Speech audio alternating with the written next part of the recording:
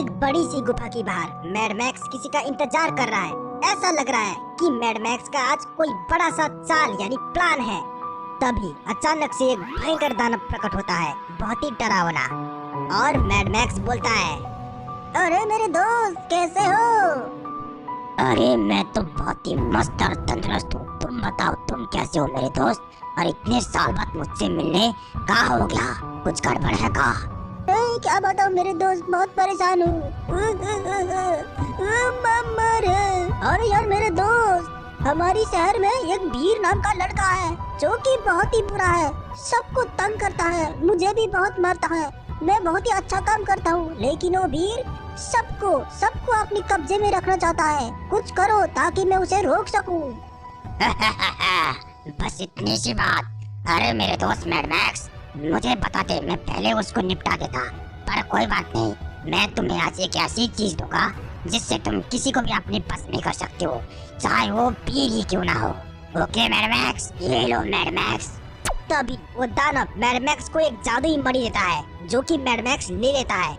और फिर mad max बोलता है, थैंक यू मेरे दोस्त, थैंक यू, मदद के लिए शुक्रिया। आप मैं वीर को बुरा काम करने से रोकूंगा।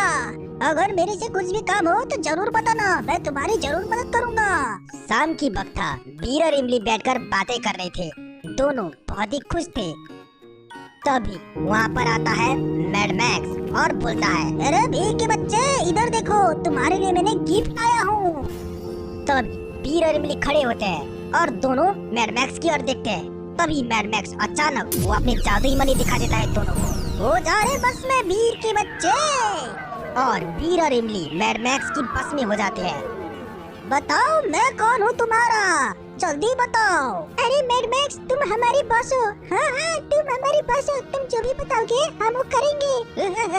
बहुत बढ़िया, आप चलो मेरे साथ, मैं तुम्हें बताता हूँ क्या करना है। और वीर और इमली मैड मैक्स के पीछे पीछे मैड मैक्स के साथ जाने लगते हैं। पता नहीं अब क्या होगा वीर और इमली के साथ। मैड मैक्स वीर और इमली को अपने घर ले आता है, पर मैड मैक्स को शक था कि कहीं वीर और इमली मेरे बस में पूरी तरह से है कि नहीं। तभी मैड मैक्स बोलता है, चलो गुलामो तुम मेरे बस में हो। आप मैं जो बोलूँगा तुम्हें वो करना है, चलो मुझे डांस करके दिखाओ। तभी वीर और इमली डांस करने लगते हैं। ये देखकर मैड मैक्स बहुत खुश हो जाता है, आखिर ये मेरे बस में पूरी तरह से है। बहुत अच्छे, और डांस करो। और मैड मैक्स मन मन सोचने लगता है, क्यों ना मैं और भी इनका परीक्षा ले लूं, आखिर ये मेरे बस में है कि नहीं। तभी मैड मैक्स के दिमाग में एक आइडिया आता है, चलो बस हो गया, अब रुक जाओ दोनों, रुक जाओ रे। सुन बे वीर के बच्चे, आप मैं तुम्हें एक काम देने वाला हूँ, वो काम तुम्हें करना होगा। और फिर वीर बोलता है, ओके मैड मैक्स, तुम जो भी बोलोगे हम वही करेंगे, सिर्फ आदेश दो। हाँ मैड मैक्स, हाँ तुम जो बोलोगे हम वही करेंगे, आखिर तुम हमारे बॉस हो। फिर मैड मैक्स खड़ा होता है और बोलता है, ये देखो इस फोटो को, इस आदमी को जाके गोली मारना है, इसने मेरा जूता चुराया था। जाओ वीर के बच्चे, इसे गोली मार के आओ, जाओ जल्दी। और फिर मैड मैक्स एक गन निकालता है और वो गन वीर को देने लगता है ताकि वीर उस आदमी को मार सके।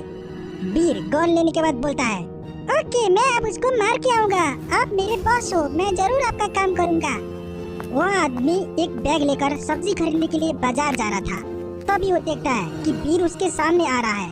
तभी वीर वहाँ पर आ पहुँचता है।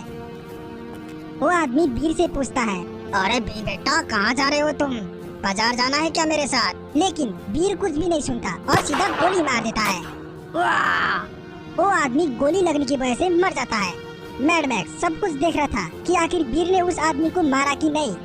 तभी मैड मैक्स बोल रहा था कि वीर के बच्चे बहुत खूब, अब मुझे यकीन है कि तुम पूरी तरह से मेरे बस में हो। आप मैं तुम्हारी दादाजी को मारने के लिए तुम्हें ही भेजूंगा।